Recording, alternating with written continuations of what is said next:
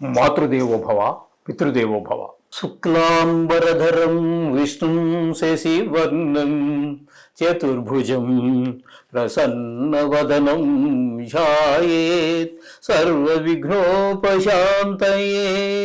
అగజా ఆనన పద్మార్కం గజాననమహర్నిశం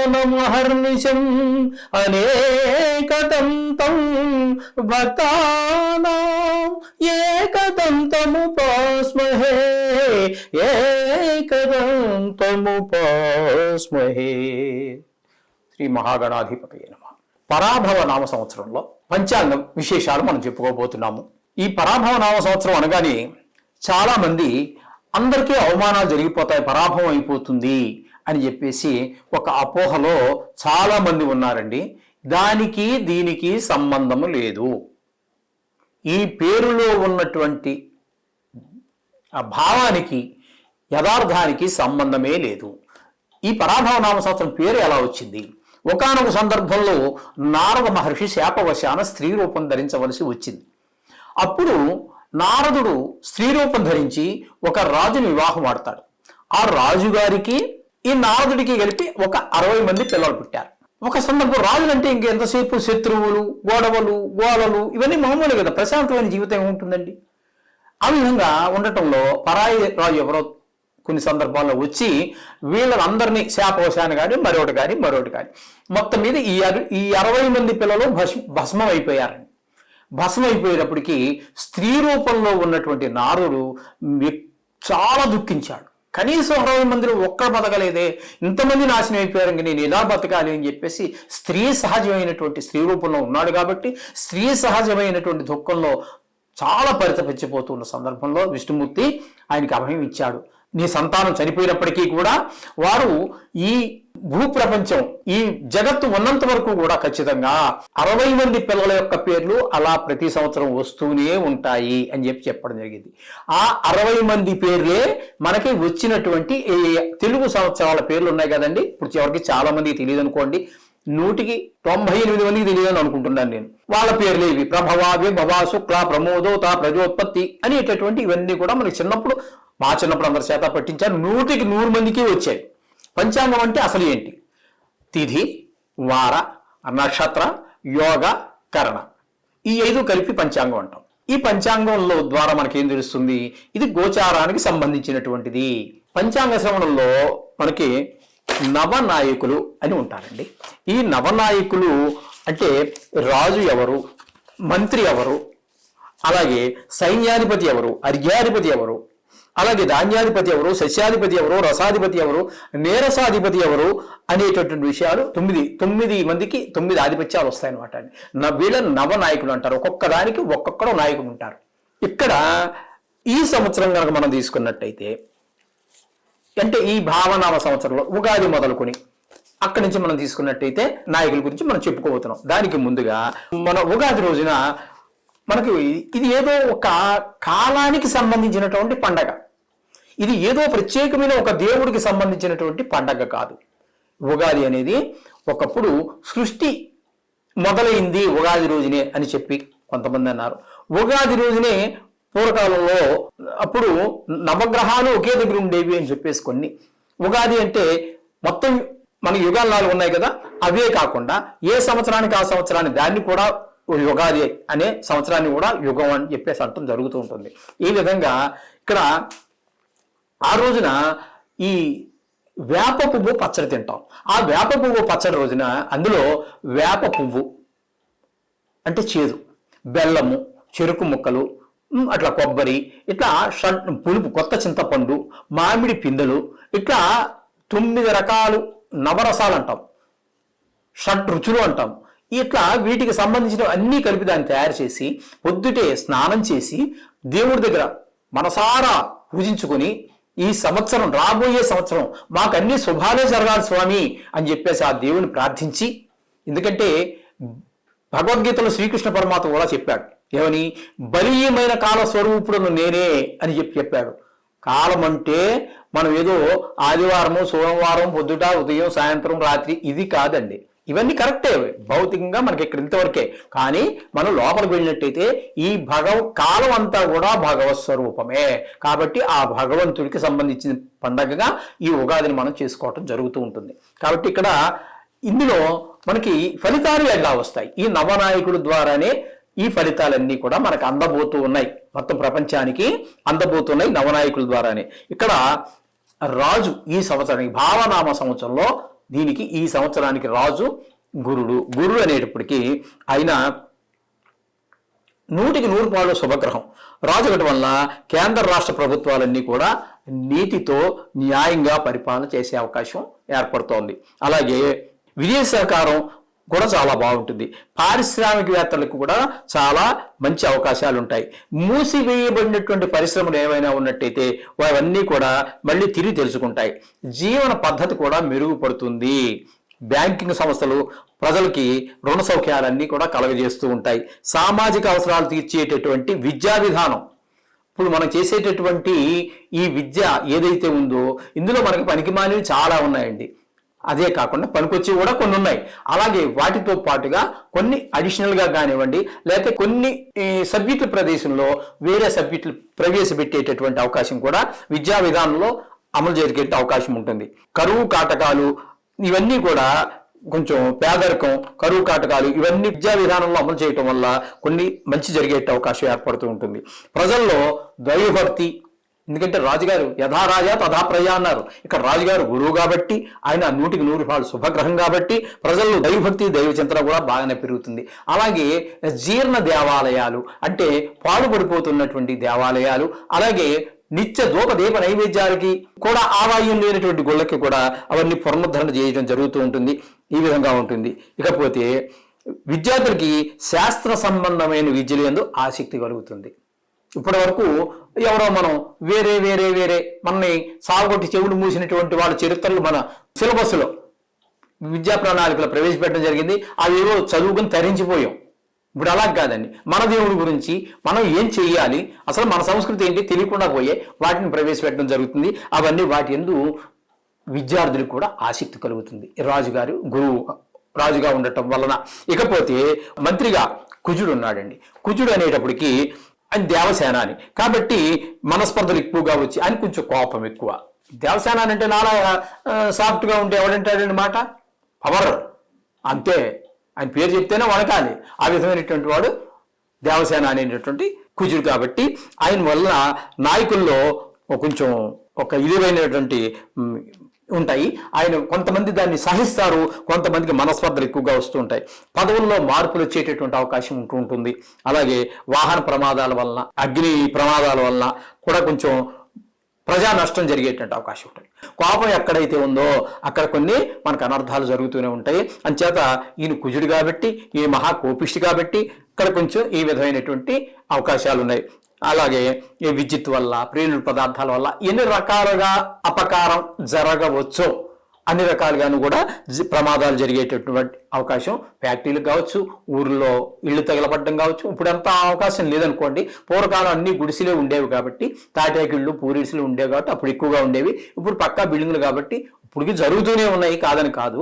కానీ ఆనాడు జరిగినంత అపాయాలు ఇప్పుడు ఇల్లు కాలిపోవటం అవి జరగటం లేదు. ఈ విధమైనటువంటి పరిస్థితి అంతా కూడా మనకి కుజుడి వల్ల కలుగుతోంది. ఇక సైన్యాధిపతిగా చంద్రుడు ఉన్నాడు. ఈ చంద్రుడు ఈయన మనకి సైనాధికారిగా ఉండటం వల్ల స్థిరత్వం ఉండదు. చంద్రమా మనసో జాత అన్నారు. కాబట్టి ఈయన మనసుకు సంబంధించినటువంటి వాడు కాబట్టి ఆయన మనకి మనసులో చంచలత్వం ఎక్కువ ఉండేటువంటి అవకాశం ఉంది. అనేక విధాలైనటువంటి సమస్యలు ఎదుర్కోవడం జరుగుతూ ఉంటుంది. పరిపాలనలో కొంచెం పట్టుదల, కొంచెం కరకదనం కూడా అంతగా మనకు ఉండదు. ఉన్నత స్థానంలో ఉన్న వారికి పదవుల్లో మార్పులన్నీ కలుగుతూ ఉంటాయి. ఈ విధంగా అప్రమత్తతో అందరూ ఉండాలి. భూజల వాయు మార్గాల్లో అధికారులు దేశ రక్షణకు పట్టుదలతో వ్యవహరించడం జరుగుతూ ఉంటుంది. ఈ విధమైనటువంటి పరిస్థితి అంతా చంద్రుని వల్ల మనకు కలుగుతోంది. ఇక సస్యాధిపతి శుక్రుడు. సస్యం అంటే తెలుసు కదండి, పంటలు. ఆ పంటలకు అధిపతి శుక్రుడు కాబట్టి శుక్రుడు తెల్లగా ఉంటాడు. మన నవగ్రహాల్లో కూడా మనకి తూర్పు వైపుకు ఉన్నటువంటి 3 గ్రహాల్లో మధ్యన ఉన్నవాయనే శుక్రుడు. ఆయనకి మనం పూజ చేసేటప్పుడు తెల్లటి పుష్పాలు, తెల్లటి వస్త్రము అవన్నీ మనం దానం ఇస్తూ ఉంటాం. కాబట్టి ఈయన తెల్లటి వాడు అవ్వటం వల్ల మనకి తెల్లటి ధాన్యాలు ఇవన్నీ ఎక్కువ బాగా పండే అవకాశం ఉంది. అలాగే పొట్టు ధాన్యాలు కూడా బాగానే పండుతాయి. ఈ విధంగా స్త్రీ పురుషులు విలాసవంతమైన మనుషుల మధ్య ఆకర్షణ కలగాలన్నా వివాహ కారకుడైనటువంటి వాడు కూడా శుక్రుడే కాబట్టి భార్యాభర్తల మధ్యన జీవితానికి విలాసవంతమైన జీవితాన్ని కలపడానికి శృంగారంగా సంబంధమైనటువంటి ఔషధాలు ఏవైతే ఉన్నాయో వాటి గిరాకీ ఎక్కువగా ఉండటం, మత్తు పదార్థాలు, ఎందుకంటే చాలా శృంగార పురుషుడు అండి. నవగ్రహాల్లో ఇంకంత శృంగార పురుషుడు ఎప్పుడూ లేడు. ఆ శుక్రుడి ప్రభావం ఉన్నవాడు చూడండి ఎప్పుడు ఎవర్గ్రీన్లో ఉంటాడు. గడ్డం మాయనివ్వడం, బట్ట నలగానే వాడు, జేబులో రూపాయి ఉందో లేదో తెలియదు, అప్పుడు జమ్ అని ఉంటాడు. ఒక్కొక్క జేబులో ₹1,00,000 ఉంటాయి, ₹1,00,00,000 ఉంటాయి. ₹10 తీసి టీ తాగాలంటే భయపడిపోతూ ఉంటాడు. అదే శుక్రుడు బాగా లేకపోతే వచ్చేటటువంటి అనర్థాలు అవన్నీ. ఆ విధంగా ఈ శుక్రుడు మనకు సస్యాధిపతి అయిన కారణంగా తెల్లటి పంటలన్నీ బాగా ఉంటాయి. అందరూ విలాసంగా ఉల్లాసంగా ఉండడానికి స్త్రీ పురుషులిద్దరికీ కూడా సమానమైన ప్రాముఖ్యత ఉంటుంది. అలంకరణ వస్తువులు, అలంకారం చేసుకునేటువంటి వస్తువులు కొంచెం రేట్లు పెరిగేటువంటి అవకాశం ఉంటుంది. అలాగే వేరుశనగ, నెయ్యి, జీడిపప్పు మొదలైన వాటి ధరలు కూడా కొంచెం పెరిగే అవకాశం ఉంటుంది శుక్రుడు కాబట్టి. ఇంకా ధాన్యాధిపతిగా బుధుడు ఉన్నాడు. ఈ ధాన్యాధిపతిగా బుధుడు ఉండడం వల్ల మనకి గాలులతో కూడినటువంటి మేఘాలు వల్ల ఖండాలుగా వర్షం పడుతూ ఉంటుంది. ఖండ వర్షం అంటే ఇప్పుడు చూడండి అన్ని చోట్ల ఒకే రకమైనటువంటి వర్షం పట్టడం మనం తుఫాన్లప్పుడు ఇప్పుడు చూస్తుంటాం. ఖండ వర్షం అంటే ఒక్కోసారి విచిత్రమైనది కనబడుతూ ఉంటుంది. 1/2 కిలోమీటర్ దూరంలో పిచ్చి వర్షం, మొలలోతు నీళ్ళల్లో ఈ మునిగి రావాల్సినటువంటి పరిస్థితి ఉంటుంది. ఇక్కడికి వస్తే ఒక్క చినుకు ఉండదు. అసలు అక్కడ వర్షం పడుతుందంటే నమ్మరు. ఇక్కడ వర్షం పడలేదంటే వాళ్ళు నమ్మరు. దీన్ని ముక్కలుగా, ఖండం అంటే ఏంటంటే ముక్కగా అక్కడ ఉంటుంది, ఇక్కడ ఉండదు, ఇక్కడ ఉంటుంది, అక్కడ ఉండదు, అట్లా కొన్ని చోట్ల పడటం, కొన్ని చోట్ల లేకపోవటం. ఈ విధమైనటువంటి వర్షాలకి ఎక్కువగా అవకాశం ఏర్పడుతూ ఉంటుంది. ఇంకా పంటలు తక్కువగానే పండుతూ ఉంటాయి. ప్రజల్లో భయాందోళనలు కూడా ఎక్కువగానే ఉంటాయి. పత్తి, వేరుశనగ, జొన్న, పొగాకు, పసుపు ఇవన్నీ రైతులకి సూచన ఇస్తూ ఉన్నాయి. ధాన్యాధిపతి ఎవరైనా సరే ఏ పంటలకు బాగా పండడానికి, ఏ పంటలు పండవు అని చెప్పడానికి కారణం అవుతోంది. కాబట్టి ఆకుపచ్చ రంగు, బుధుడి యొక్క రంగు ఆకుపచ్చ రంగు కాబట్టి ఆ రకమైనటువంటి పంటలకి, పెసర్లు ఇట్లాంటి వాటికి, పసుపు ఇట్లాంటివన్నీ బాగా పండుతాయి. వ్యవసాయదారులకు లాభంగా ఉంటుంది. ఇక వెల్లుల్లి, నీరుల్లి ఇట్లాంటివి అపరధాన్యాలు కూడా ధరలు పెరిగే అవకాశం ఉంటుంది. ఈ బుధుడు మనకి ధాన్యాధిపతి అయిన కారణంగా, అంటే ఇది పూర్తిగా ఈ ధాన్యాధిపతి ఈ రిజల్ట్ అంతా కూడా వ్యవసాయదారులకి సంబంధించి ఉంటుంది. ఇకపోతే అర్ఘ్యాధిపతి కూడా చంద్రుడే. ఇందాక కూడా మనకి చంద్రుడు వచ్చాడు. ఎక్కడ ఏమో వచ్చాడు, సైన్యాధిపతిగా వచ్చాడు. అర్ఘ్యాధిపతి కూడా చంద్రుడే అవుతున్నాడు. ఇక్కడ చంద్రుడు అవడం వల్ల పంటలు బాగా పండినా కూడా నిత్యావసర వస్తువుల ధరల్లో నిలకడ ఉండదండి. ఈ రోజు పెరుగుతూ ఉంటుంది, రేపు తగ్గుతూ ఉంటుంది, రేపు తగ్గుతుంది, రేపు పెరగచ్చు, ఈవేళ తగ్గచ్చు. ఇట్లా నిలకడ తక్కువ. ఎందుకంటే చంద్రుడికే నిలకడ తక్కువ కదా. 15 రోజులు పెరుగుతారు, 15 రోజులు తగ్గుతారు. ఈ విధంగా నిలకడ లేనితనం వల్ల హెచ్చు తగ్గులు ఉంటూ ఉంటాయి. బియ్యము, వస్త్రాలు, పంచదార, ఉప్పు, నూలు ఇట్లాంటి వెండి, ముత్యాలు ఇట్లాంటివన్నీ కూడా, జల సంపద అయినటువంటి చేపలు ఇట్లాంటివన్నీ కూడా అంచెలంచెలుగా పెరుగుతూనే పోతాయి అని చెప్పేసి మనకి శాస్త్రం చెప్తోంది. ఇక మేఘాధిపతిగా కూడా చంద్రుడే. చంద్రుడికి మొత్తం చూడండి 3 ఆధిపత్యాలు వచ్చాయి. మళ్ళీ అర్ఘ్యాధిపతి కూడా, మేఘాధిపతి కూడా ఆయనే అవటం వల్ల ఇక్కడేమవుతుంది, వర్షాలు కురుస్తాయి. అన్ని రకాల ధాన్యాలు కూడా విరివిగా పండుతాయి. అచ్చట వర్షాలు వల్ల అరటి, మామిడి ఇది ప్రతి సంవత్సరం కూడా జరుగుతూనే ఉంటుంది. ఎవరున్నా కూడా మనం చూస్తూనే ఉంటూ ఉంటాం. ఇవన్నిటికీ కూడా పండ్ల తోటలకి నష్టాలు కలుగుతూ ఉంటాయి. వరదలు, తుఫాన్లు, జల ప్రళయాలు ఇట్లాంటివన్నీ కూడా ప్రజల్లో భయాందోళనలు కలిగిస్తూ ఉంటాయి. అపర పంటలకు వాతావరణం అనుకూలంగా ఉంటుంది. అంటే మెట్ట పంటలని కావచ్చు, ఎలాంటివి నీటిలో వరి ఇలాంటి పంటలు కాకుండా వాటన్నిటికీ కొంచెం డిమాండ్ ఉంటుంది. వెండి, బంగారు ధరలు కూడా బాగానే పెరుగుతాయి. ఎందుకంటే చంద్రుడికి కావలసినటువంటిది ప్రత్యేకంగా మనం వెండి ఈ లోహాన్ని చెప్తూ ఉంటారు కాబట్టి అది వెండి ధర కూడా పెరిగే అవకాశం ఉంటుంది. వర్షాలు సకాలంలోనే కురుస్తాయి, పంటలు బాగా పండుతాయి. పాడి పరిశ్రమ కూడా బ్రహ్మాండంగా అభివృద్ధి చెందుతుంది. ఇది కూడా వ్యవసాయదారులకి సంబంధించినటువంటి విషయమే. ఇక రసాధిపత్యం, ఈ రసాధిపత్యం వచ్చి రవికి వచ్చింది. రవి అంటే సూర్యుడు. ఈ సూర్యుడికి రసాధిపతి అవడం వల్ల నూనె, నెయ్యి, తేనె, బెల్లం ఇట్లాంటి పాదరసం, బల్బు, ఆయిల్స్, ఈ రకమైనటువంటి ఆయిల్స్ అంటే నూనెలు ఏవైతే ఉన్నాయో ఇవన్నీ కూడా ధరలు పెరుగుతాయి. నిమ్మ, నారింజ, బత్తాయి ఇట్లాంటి వాటికి అన్నిటికీ కూడా కొంచెం విశేషంగా పండినా కూడా ధరలు మాత్రం అందుబాటులో ఉండవు. పంట ఎక్కువే ఉంటుంది కానీ అందుబాటులో ఉండవు. కారణం ఏంటి అంటే ఎక్స్పోర్ట్స్. ఇదివరకు ఎక్కడ పంట అక్కడే ఉండేది కాబట్టి పంట ఎక్కువ వచ్చినప్పుడు చాలా చీప్గా ఇచ్చేసేవారు. పంట పండనప్పుడు రేటు ఉంటుంది అనుకోండి. ఇప్పుడు ఎంత పంట పండినా రేట్లు ఎక్కువ అవుతున్నాయి. కారణం అంటే ఎక్స్పోర్ట్, ఎగుమతి. ఏ ప్రదేశంలో వారికి దొరకదో అక్కడికి లాభం కోసం ఇక్కడ కొనేసి అక్కడికి పంపించేస్తున్న కారణంగా ప్రతిదీ స్థానికంగా రేట్లు పెరిగిపోతూ ఉన్నాయి. ఎంత పంటనా పండనివ్వండి కాక. ఈ విధమైనటువంటి ఈ రసాధిపతి వల్ల వస్తూ ఉన్నాయి ఇక్కడ. అలాగే వైద్య వృత్తిలో డాక్టర్లకు శ్రద్ధ ఎక్కువ అవుతూ ఉంటుంది కొంచెం వైద్య వృత్తిలో. ఎందుకంటే మనకి యూట్యూబ్ ఛానల్స్ అని అట్లా చాలా వచ్చేసినాయి కాబట్టి ఒక కన్ను వీళ్ళందరూ కూడా డాక్టర్లు మోసం చేస్తున్నారు అనే విషయం ప్రజల్లో బాహుళ్యంలోకి వెళ్ళిపోయింది. వాళ్ళు ఒప్పుకున్నా ఒప్పుకోకపోయినా కూడా కొంతమంది డాక్టర్లు కూడా సభాముఖంగా యూట్యూబ్లో చెబుతున్నారు. కాబట్టి వాళ్ళు చేసే మోసాలకి కొంచెం అడ్డకట్టబడే అవకాశం ఉంది ఈ యూట్యూబ్ ద్వారా. కొన్ని ఛానల్స్ ద్వారా వాళ్ళు ఒక కన్ను వేసి ఉంచుతున్నారు. ఎక్కడ తప్పు జరిగితే అక్కడ దాన్ని బయట పెట్టేయడానికి. ఇంతవరకు వాళ్ళకి ఆడింది ఆట పాడింది పాటగా జరిగింది 2-3 ఏళ్ల కిందటి వరకు. ఇప్పుడు జరుగుతూనే ఉంది చాలా చోట్ల. వాళ్ళ రాజకీయ పలుకుబడిని బట్టి కప్పేస్తూ ఉన్నారు, కమ్మేస్తూ ఉన్నారు, కొనేస్తూ ఉన్నారు డబ్బుతోటి. ఈ విధమైనటువంటివన్నీ ఉన్నాయి.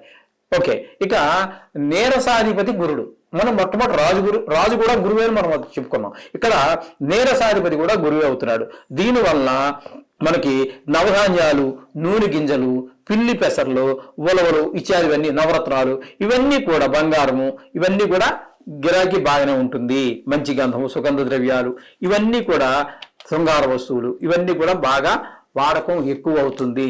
వాడకం ఎక్కువైనప్పుడు తప్పకుండా నకిలీ వస్తువులు, రోల్డ్ గోల్డ్ వస్తువులు ఇలాంటివన్నీ కూడుతూ ఉంటాయి. రాళ్లల్లో కూడా ఆభరణాలకి ఆకర్షణ శక్తి పెరగడం ద్వారా వాటిలో కూడా డూప్లికేట్లు వస్తూ ఉంటాయి. మంచి ప్రోత్సాహం లభిస్తుంది. మొత్తం మీద ఏమైనా కూడా ఆ వ్యాపారం చేసే వాళ్ళకి ప్రోత్సాహం వస్తుంది. ఎందుకంటే ఏది అసలు ఏది నకిలీ అని కనిపెట్టలేని స్థితిలో వాళ్ళు డూప్లికేట్లు తయారు చేస్తున్నారు కాబట్టి ఈ విధంగా ఉంటుంది. ఇప్పుడు గ్రహణాల విషయం. అసలు ఈ సంవత్సరంలో, ఈ భావనామ సంవత్సరంలో, ఇది ఇంగ్లీష్ సంవత్సరం కాదండి, తెలుగు సంవత్సరం, ఈ భావనామ సంవత్సరంలో గ్రహణాలు ఎన్ని వస్తాయి అనేటటువంటిది మనం ఇప్పుడు తెలుసుకోకపోతున్నాం. ఈ పరాభవనామ సంవత్సరంలో భారతదేశంలో, అందులోనూ తెలుగు రాష్ట్రాల్లోనూ గ్రహణాలు లేనే లేవు. ఒక్క గ్రహణం, సూర్యగ్రహణం కానీ చంద్రగ్రహణం కానీ లేవు. ఒక్కోసారి 2 రావచ్చు, 2 గ్రహణాలు రావచ్చు. ఒక్కొక్క చంద్రగ్రహణం ఉందనుకోండి 2 సార్లు కూడా రావచ్చు. ఒక్కోసారి సూర్యగ్రహణం 2 సార్లు రావచ్చు. అలాగే 2 సార్లు సూర్యగ్రహణాలు, ఒకసారి చంద్రగ్రహణం రావచ్చు. ఎట్లయినా రావచ్చు. అందుచేత ఈ సంవత్సరంలో అంటే పరాభవనామ సంవత్సరంలో మాత్రం గ్రహణములు ఏమీ లేవు. ఇది ఒకటి మీరు గమనించుకోవాలి. అలాగే ఇకపోతే మనకి చెప్పుకోవాలి అన్నట్టయితే ఇక మూఢాలు ఉంటాయండి. ఈ మూఢాలు అనేటటువంటి శుక్రమూఢము, గురుమూఢం ఇవన్నీ కూడా మనకి వస్తుంటాయి. గురుమూఢంలో కానీ శుక్రమూఢంలో కానీ గురుబలం అత్యంత శుభగ్రహాలైనటువంటి గురుమూఢంలో గురు ప్రభ కోల్పోతాడు. శుక్రమూఢంలో రవి వలన శుక్రుడు ప్రభ కోల్పోతాడు, శక్తి కోల్పోతాడు. కాబట్టి ఆయా సమయాల్లో వివాహాలు కానీ, ఉపనయనాలు కానీ, గుడి ప్రతిష్టలు కానీ ఇట్లాంటి పెద్ద పెద్ద కార్యక్రమాలు జరగవు. ఈ మూఢాల గురించి మనం చెప్పుకోవాలి అన్నట్టయితే 15వ తారీఖు జూలై నెల 2026 బుధవారం నాటి నుంచి గురుమూఢం ప్రారంభమవుతుందండి. అక్కడి నుంచి ఈ పరాభవనామ సంవత్సరంలోని ఆషాఢ శుద్ధ విద్య బుధవారం లగాయితూ 12వ తారీఖు 8వ నెల అంటే సుమారుగా 28 రోజుల పాటు ఈ గురుమూఢం జరుగుతోందండి. ఆఖరి అయిపోతుంది 12వ తారీఖు 8వ నెల 26వ సంవత్సరంలో. కాబట్టి ఆ సందర్భంలో మనకి శుభముహూర్తాలు ఉండవు. ఓకే, ఇక శుక్రమూఢం.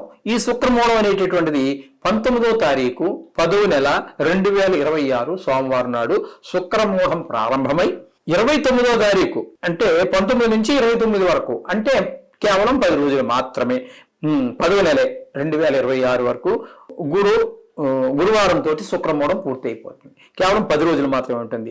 ఇప్పుడు కూడా శుభ కార్యక్రమాలు ఏవి జరగవు. ఇది పెళ్ళిళ్ళు కానీ, ఉపనయనాలు కానీ, గుడి ప్రవేశాలు కానీ, గృహ ప్రవేశాలు కానీ, గుడి ప్రారంభోత్సవాలు కానీ ఏవి జరగవండి. ఇక కర్తరి. ఈ కర్తరి అంటే కృత్తికా నక్షత్రం నుంచి దాన్ని ఆధారంగా చేసుకుని వచ్చినటువంటిది భయంకరమైనటువంటి ఎండలు ఉంటాయి. ఈ కర్తలలో దీనిలో 2 రకాలు. డొల్లు కర్తరి అని ఒక రకంగా మనిషి తట్టుకునే స్థాయికి వెళ్తుంది. తదుపరి పెద్ద కర్తరి అంటారు, దాన్ని నిజ కర్తరి అని కూడా అంటారు. ఇక్కడికి వచ్చేటప్పటికి ఇది చాలా భయంకరంగా అదేంటంటారు, రోహిణీ కార్తీలో దాన్ని రోహిణీ కార్తీ అంటారు. ఆ రోహిణీ కార్తీలో రోడ్లు కూడా పగిలిపోతా అంటారు. అంటే అంత వేడి ఉంటుందని, నిజకర్తల్లో కూడా అంత వేడి ఉంటుంది. ఈ విధంగా ఉండటం ద్వారా అంటే 4వ తారీఖు 5వ నెల 26 నుంచి డొల్లికర్తలు ప్రారంభమవుతోంది. ఎప్పటి వరకు అన్నట్టయితే 11వ తారీఖు వరకు ఒక 6 రోజులు మాత్రం ఈ డొల్లు కర్తలు అంటారు. అక్కడ నుంచి 11వ తారీఖు నుంచి 29వ తారీఖు మే నెల వరకు ఇది నిజ కర్తరి. చాలా హారిబుల్, అంటే చాలా భరించలేనంత వేడి ఉంటుందన్నమాట అండి. ఈ సమయంలో ఈ సందర్భంలో గృహ నిర్మాణం కానీ చెక్క పనికి సంబంధించినటువంటి ఏ పని కానీ చెయ్యరు. అది దోషభూయిష్టము. అంతేకాకుండా మీరు ఇల్లు మనం యథార్థంలోకి వెళ్ళినట్టయితే నీటి ఎద్దడి బాగా ఉంటుంది. ఈ మధ్యకాలంలో పర్వాలేదు, సబ్మర్సిబుల్ పంపులు పెట్టి బోర్లు ఉన్నాయి కాబట్టి. పూర్వకాలం ఎంత నూతులు తవ్వేవారు, చెరువులు కూడా ఎండిపోయి బీటలు తీసి ఉండేవి. నీరు చాలా కష్టం, తాగడానికి గ్లాసు నీళ్ళు దొరకడమే కష్టమైనటువంటి రోజుల్లో మరి ఇంటికి కట్టణ నిర్మాణానికి ఎంత నీళ్లు కావాలండి. అందుచేత ఆ గృహ నిర్మాణ కార్యక్రమాలన్నీ పూర్తిగా వాయిదా వేసేవారు. అలాగే చెక్క పనికి సంబంధించినటువంటి పనులు కూడా అన్ని ఆపేసేవారు. ఈ విధంగా కర్తర నిర్ణయంలో ఆ విధంగా జరుగుతూ ఉండేది. ఇకపోతే కందాయ ఫలములు అంటారు. నా చిన్నప్పటి నుంచి చూస్తూనే ఉన్నాను. గత 22, 3, 24 సంవత్సరాల నుంచి ప్రతి సంవత్సరం ఈ పంచాంగ చెబుతూనే ఉన్నాను. కానీ ఇది ఎక్కడ వాళ్ళు పెద్ద వినేటటువంటి శ్రోతలు పెద్దగా లేదు. దీని మీద కొంచెం రీసెర్చ్ చేశాను అనుకోండి, ఇది ఈ నక్షత్రం వాళ్ళకి ఎలాగే జరుగుతోందా అని. అది కూడా మరి వారు ఆ కాలంలో జరిగిందేమో కానీ ఈ కాలానికి అంత అవకాశం కూడా లేదండి. ఇది చెప్పిన జరిగినట్టుగా ఇదేదో 4 మాసాలకు ఒకసారి 3 భాగాలుగా విభజిస్తుంటారు. 0, 1, 1, 2 ఇట్లా వేస్తున్నారు. కానీ దాని గురించి అంత ప్రాముఖ్యత లేదు, అవసరం కూడా లేదని అనుకుంటున్నాను నేను. ఇకపోతే మనుషులకి ఆదాయ వ్యయాలు, ఈ 12 రాసుల వారు ఉన్నారు కదండి, మొత్తం ప్రపంచ జనాభా ఎవరు తీసుకున్నా 12 రాసుల కిందకే వస్తారు. వాళ్ళకు మనం చెప్పుకోవాలి అన్నట్టయితే ఈ ఆదాయ వ్యయాల గురించి చెప్పుకోవాలి అన్నట్టయితే ఇక్కడ ఎంత తెలుసుకుంటున్నారు, ఆదాయం ఎక్కువ తక్కువ అని. ఇందులో ఒక ముఖ్యమైన విషయం చెప్పాలండి, చాలా మంది చెప్పరు. మరి ఈ మధ్యకాలంలో మరి మా చిన్నప్పుడైతే ఉండేవి పంచాంగంలో, మరి ఇప్పుడు వాళ్ళు కూడా దాన్ని ప్రత్యేకంగా రాయట్లేదు. ఒక వాక్యం ఉండేది పైన ఏమని, ఈ ఆదాయ వ్యయాలు అనేటటువంటివి రాబడికి ఖర్చుకి సంబంధించినవి కాదు, రోగానికి ఆరోగ్యానికి సంజ్ఞక అది తెలియజేస్తుంది సుమా అని ఒక వాక్యం ఉండేది.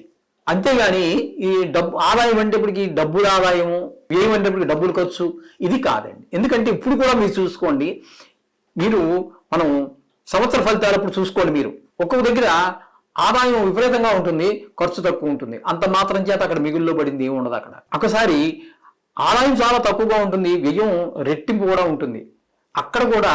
కానీ లోపలికి వెళ్ళి చూస్తే ఈ యొక్క స్థితిని, చంద్రాత్తు ఎక్కడ ఉన్నాడో చూస్తే అక్కడ కేవలం మనం చెప్పిన శ్లోకాలు కూడా అక్కడ కేవలం గోచారంలో మనం కొంతవరకే చెప్తున్నామండి.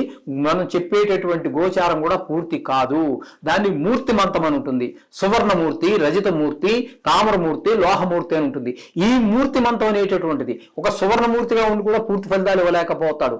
మంచి ప్రదేశంలో ఉన్నటువంటి గ్రహం కూడా, ఉపయోగపడవలసినటువంటి స్థితిలో ఉన్న గ్రహం కూడా మూర్తిమంతం లోహమూర్తి అయ్యనుకోండి సరైన ఫలితం ఇవ్వలేడు. కానీ అక్కడ ఉండవలసినటువంటి ప్రదేశంలో లేకపోయినప్పటికీ ఆయన ఈ మూర్తిమంతంలో సువర్ణమూర్తిగా ఉంటే అత్యుత్తమైనటువంటి ఫలితాన్ని ఇవ్వగలుగుతాడు. ఇది మనకి సమయాభావం కావచ్చు అనుకోండి. మన జ్యోతిష్ మిత్రులు కూడా ఎవరో దాన్ని టచ్ చేయటం లేదు. అది చేయడానికి కూడా సమయం చాలదండి. ఎందుకంటే లెంగ్త్ ఎక్కువ పెట్టామనుకోండి, 8 నిమిషాలు, 6 నిమిషాలు, 7 నిమిషాలు మించి చూస్తే ఓపిక ఏదండి మనుషులకి, తోసేయి, పక్కకు తోసేయి. అసలు ఏం చెప్పాడు, అందులో సబ్జెక్ట్ ఏముందని తెలుసుకునే దానికన్నా ముందు ఈ వేలు పెట్టి ఇలాంటి పోయింది కదా పుడుకునే అయిపోయింది. ఆ విషయంకి ఏనాటికి తెలియదు. తెలుసుకోవాలి అనే జిజ్ఞాస కూడా మనకు ఉండాలి. చెప్పేవాడు ఎంతసేపు చెప్తాడండి, వినేవాడికి జిజ్ఞాస ఉంటే చెప్పేవాడు మరింత కొత్త విషయాలు తెలుసుకునేలా చెప్తాడు. అది జిజ్ఞాస అయినప్పుడు ఎవరు ఏం చేయలేరు. ఈ విధంగా మొత్తం మీద ఇక్కడ ఆదాయ వ్యయాలకు సంబంధించినటువంటి విషయం గురించి మాట్లాడదాం.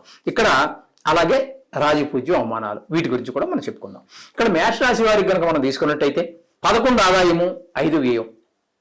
అలాగే రాజపూజ్యం 2, అవమానం 4. వృషభ రాశి వారికి ఆదాయం 5, వ్యయం 14. అలాగే రాజపూజ్యం 5, అవమానం 4. అలాగే మిథున రాశి వారికి 8 ఆదాయం, వ్యయం 11.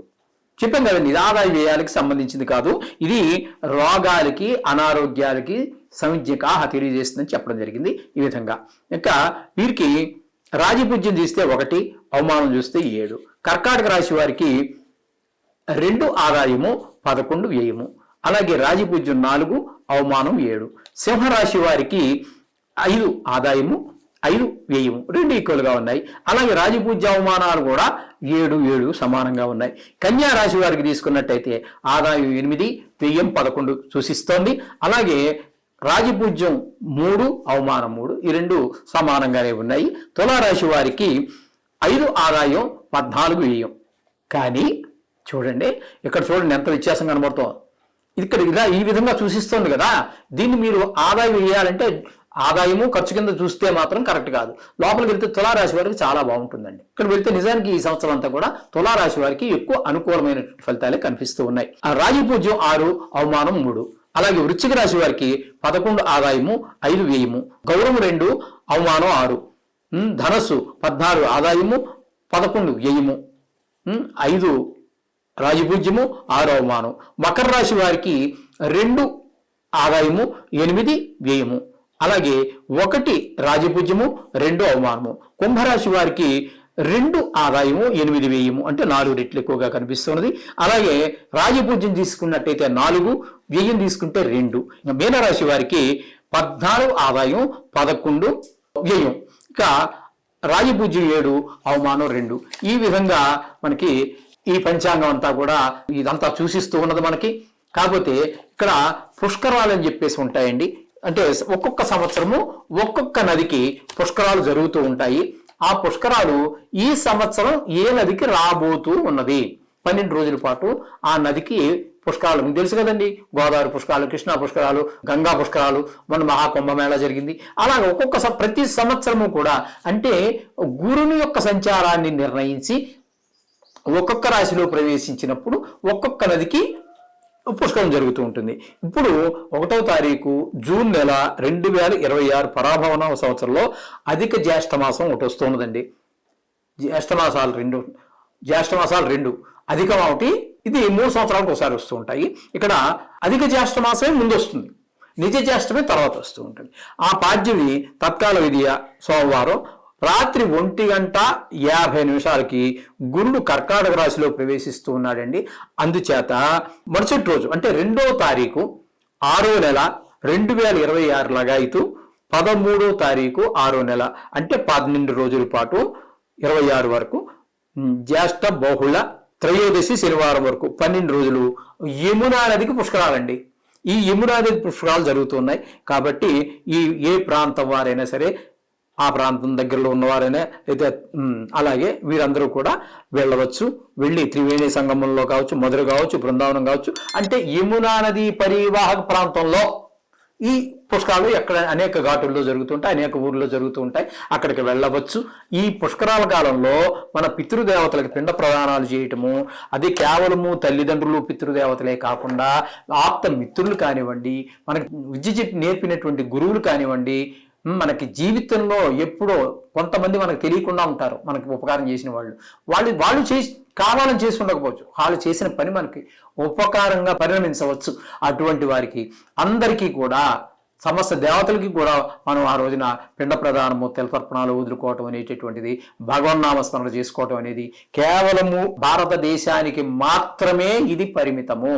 దీన్ని చూడటానికి ప్రపంచంలో ఉన్నటువంటి 183 దేశాలలో అనేక దేశాల నుంచి కూడా ఉత్సాహంగా ఉన్నవారు, హిందూ సంస్కృతికి తెలుసుకోవాలనుకునేవారు, దీని మీద జిజ్ఞాస ఉన్నటువంటి వారు, ఇది చాలా గొప్ప మతము, ప్రపంచంలోని సృష్టిలోనే అద్భుతమైనటువంటి మతము హిందూ మతమే అని చెప్పేటటువంటి నమ్మేటటువంటి వారందరూ కూడా ఈ పుష్కరాలకు హాజరవుతూ ఉంటారు. అనేక శ్రమలకు ఓర్చి, మన భాష రాదు, మన ఖండం కాదు, మన వ్యవహారం తెలియదు, అయినా వస్తారు. ఇక్కడ ఇవన్నీ చూస్తారు, ఆనందిస్తారు, లబ్ధి పొందుతున్నారు, పుణ్యాన్ని ఇక్కడ ఉండి మనం అన్నిటికీ అలసత్వమే మనకు వచ్చింది.